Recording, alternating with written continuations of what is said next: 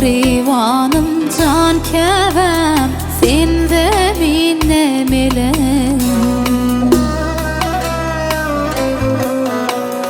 yadımdan çıkma hiç vakt bana öğütlerin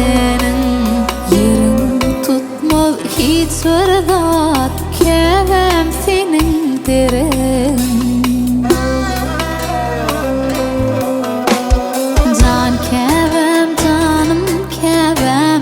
yok beni sendey söyün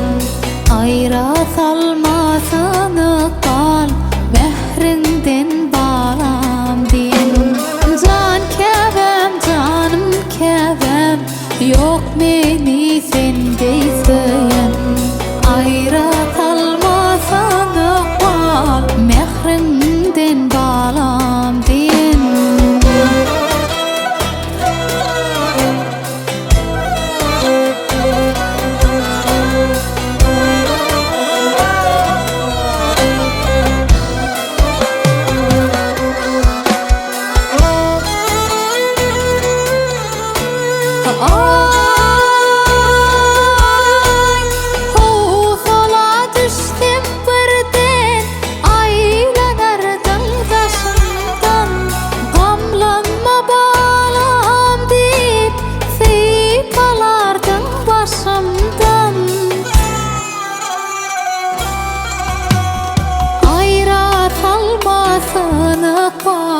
sendey göğün hoşumdan can kevem canım kevem yok beni sendey söyün